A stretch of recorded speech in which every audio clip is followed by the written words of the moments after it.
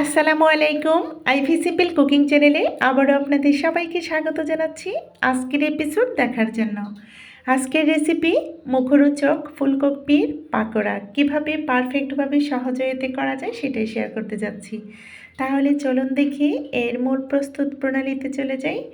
সবার প্রথম মিডিয়াম সাইজের একটা ফুলকপি নিয়েছি, ফুলকপির ডাঁটাটা কেটে নিয়েছি। এরপর ফুলকপিটা একটু উল্টো করে নাইফের সাহায্যে ফুলকপি থেকে ফুলগুলো ছাড়িয়ে নিচ্ছি। আমরা আমাদের পছন্দ শেপে বড় রাখতে পারি, তবে একটু ছোট ছোট করে কেটে নিলে ভালো হয়, ক্রিস্পি হয়। তা আশা করছি আপনারা দেখেই বুঝতে পারছেন। একদম নাইফের সাহায্যে কিন্তু আমরা কেটে ফেলবো না, তাহলে কিন্তু ফুলের শেপটা নষ্ট হয়ে যায়। একটু দেখে বুঝে নিতে হবে আমি কিভাবে কেটে নিচ্ছি। একদম ফুলগুলো ডাঁটা থেকে খুলে খুলে নিচ্ছি, একদম কেটে নিচ্ছি না, কিন্তু শুধু ডাঁটার অংশটুকু নাইফের সাহায্যে কেটে দিচ্ছি। এই পর্যায়ে দেখতে পাচ্ছেন বড় আকার যেই ফুলগুলো সেগুলোর মাঝ বরাবর একটু ডাঁটা সহকারে একটু চিড়ে নিয়ে তারপর টান দিলেই কিন্তু খুলে যাচ্ছে। একদম সরাসরি আমরা কেটে নেব না, কেটে নিলে ফুলটা কেটে যায়, শেপটা নষ্ট হয়ে যায়। তো এইভাবে করে সমস্ত ফুলকপির থেকে ফুলগুলো ছাড়িয়ে নিয়েছি। আমরা আমাদের পছন্দ বা প্রয়োজন অনুসারে কমিয়ে বাড়িয়ে নিতে পারি। এই পর্যায়ে একটা বোলের মধ্যে রেখে দিয়েছি কেটে নেওয়া ফুলকপিগুলো। কেটে নিয়ে এখানে নর্মাল পানি দিয়ে দিচ্ছি, পর্যাপ্ত পরিমাণ নর্মাল পানি দিয়ে বেশ কয়েকবার ধুয়ে নিয়েছি। সম্ভব হলে লবণ পানি দিয়ে ভিজিয়ে রাখতে পারি। আমি এটা সেদ্ধ করব। ফুটন্ত পানিতে ধুয়ে রাখা ফুলকপিগুলো ঢেলে দিলাম। এখন এখানে হাফ চা চামচ পরিমাণ লবণ দিয়ে নাড়াচাড়া করে আমরা এখানে 2 থেকে 3 মিনিট ভাপিয়ে নেব। ফুলকপিগুলো একদম যেন বেশি ভাপানো না হয়, শক্ত শক্ত থাকবে। 50% সেদ্ধ হলেই হবে। তো 50% সেদ্ধ হয়ে গেছে। আমি 2 থেকে 3 মিনিট পর্যন্ত ফুটিয়ে নিয়েছি পানিতে। ফুটিয়ে নেওয়ার পর আমি একটা স্ট্রেনারে ঢেলে দিয়েছি। ঢেলে দিয়ে এখন আমরা একটা ব্যাটার তৈরি করব ফুলকপিগুলো ভাজার জন্য। বড় আকারের একটা মিক্সার বোল নিয়েছি। এখানে 1 কাপ পরিমাণ নিয়েছি আটা, হাফ কাপ পরিমাণ নিয়েছি চালের গুঁড়ো, আপনারা চাইলে কর্নফ্লাওয়ার ব্যবহার করতে পারেন, স্বাদ মতো লবণ, 2 চা চামচ পরিমাণ লাল মরিচের গুঁড়ো, 1 চা চামচ পরিমাণ ধনিয়া গুঁড়ো, 1 চা চামচ পরিমাণ দিয়েছি এখানে হলুদ গুঁড়ো, 1 চা চামচ পরিমাণ দিয়েছি জিরা গুঁড়ো, আর এখানে চাট মশলা দিয়েছি 5 টাকা দামের চাট মশলার পুরো প্যাকেটটাই দিয়ে দিয়েছি। আপনারা চাইলে আদা রসুন বাটা দিতে পারেন, তবে চাট মশলা দিলে এত কিছু দেওয়ার প্রয়োজন হয় না। এখন এখানে দিয়ে দিলাম ধনিয়া পাতা কুচি, পেঁয়াজ কুচি ও কাঁচামরিচ কুচি। আমরা কমিয়ে বা বাড়িয়ে দিতে পারি, কোনো সমস্যা নেই, এটা কোনো মেজারমেন্টের প্রয়োজন নেই। তো সমস্ত উপকরণগুলো একটু শুকনোভাবে মিশিয়ে নিয়ে তারপর নর্মাল পানি দিয়ে অল্প অল্প পানি দিয়ে কিন্তু আমরা একটা ব্যাটার তৈরি করে নিচ্ছি। দেখতে পাচ্ছেন একদম যেন পাতলা না হয়ে যায় আর একদম যেন ঘন না হয়, সেদিকে লক্ষ্য রাখবো। আপনারা দেখেই বুঝতে পারছেন।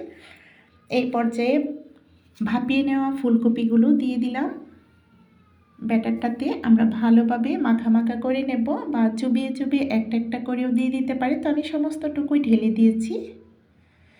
এরপর ফুলকপির সঙ্গে ব্যাটারটা বেশ ভালোভাবে গা মাখা করে নেব।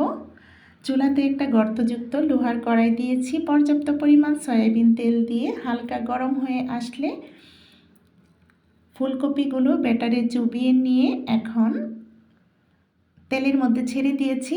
আর আমার খুবই পছন্দের একটা স্কিপ হয়ে গিয়েছিল, হ্যাঁ, তারপর একটা ফুলকপি দেওয়ার পর মনে হয়ে গেল যে আমি তো এখানে কালো জিরা দিইনি। তো আমি এখন এখানে কিন্তু 1 টেবিল চামচ পরিমাণ হবে, আমি মেপে দিইনি, এরকম পরিমাণে আমরা এখানে কালো জিরা দিয়ে দিয়েছি। আপনারা চাইলে এটা স্কিপ করতে পারেন এবং দিলে কিন্তু খুবই সুস্বাদু হয়। এই কালো জিরা আমার ভীষণ পছন্দের, আমি সব সময় কিন্তু চিবোই এক চিমটি করে। তো এটা আমি একটু দিতে চেষ্টা করি ভাজা পোড়াতে। তো এভাবে করে মিশিয়ে নিয়ে এখন তেলের মধ্যে ডুবিয়ে কিন্তু আমরা ফুলকপির পাকোড়াগুলো ভেজে নিচ্ছি। এপিট ওপিট করে উল্টিয়ে দেব, আর চুলার আগুনটা অবশ্যই মিডিয়াম আঁচে রেখে আমরা ফুলকপিগুলো ভেজে নেব। ফুলকপির পাকোড়াগুলো বেশি আগুনটা দিলে হয় কি একদম উপরে একটা কালার চলে আসবে, পোড়া পোড়া ভাব, ভেতরটা কাঁচা থাকতে পারে। সেজন্য আমরা অল্প আঁচে এই ফুলকপির পাকোড়াগুলো ভাজতে চেষ্টা করব।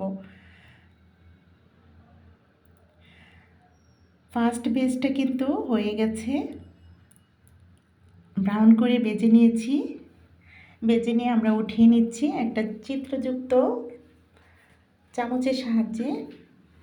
আমি সেকেন্ড বেজটাও আপনাদের সুবিধার্থে দেখিয়ে দিচ্ছি। আবারও কিন্তু এভাবে দিয়ে সমস্ত ফুলকপির পাকোড়াগুলো ভেজে নিচ্ছি, এপিট ওপিট করে উল্টিয়ে নেব।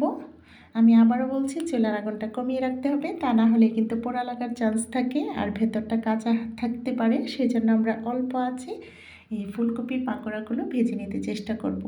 এপিট ওপিট আমরা উল্টিয়ে দেব, একদম যেন ডার্ক না হয়ে যায় সেদিকে লক্ষ্য রাখবো। হালকা বাদামি করে উঠিয়ে নেব, হালকা বাদামি করে বেজে উঠিয়ে নেব। উঠিয়ে নেওয়ার পর কিন্তু কালারটা আরও গাঢ় হয়ে এসেছে, আপনারা দেখেই লক্ষ্য করছেন। আলহামদুলিল্লাহ ফুলকপির পাকোড়াগুলো তৈরি হয়ে গেছে। এবার আমি সার্ভিং ডিশে সার্ভ করে দেখিয়ে দিচ্ছি, আর একটা ফুলকপি নিয়ে দেখিয়ে দিচ্ছি, বেশ কয়েকটাই ভেঙে দেখিয়ে দিচ্ছি ভেতরের অবস্থানটা কীরকম ছিল। ভেতরটা খুবই সফট ছিল, উপরটা খুবই ক্রিস্পি ছিল। আশা করি আজকের সহজেতে ফুলকপির পাকোড়াগুলো আপনাদের ভালো লেগেছে।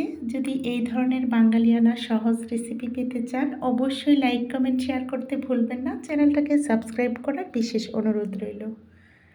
তো পরবর্তী ভিডিও দেখার আমন্ত্রণ রেখে আপনাদের সবার সুস্বাস্থ্য কামনা করে আজকের মতো ভিডিওটা এখানেই শেষ করব। সবাই ভালো থাকবেন, সুস্থ থাকবেন, আমাদের পাশে থাকবেন, আমাদের জন্য দোয়া করবেন। বাড়ির ছোট ও বৃদ্ধদের প্রতি বিশেষ যত্নশীল হবেন। আল্লাহ হাফেজ। আসসালামু আলাইকুম।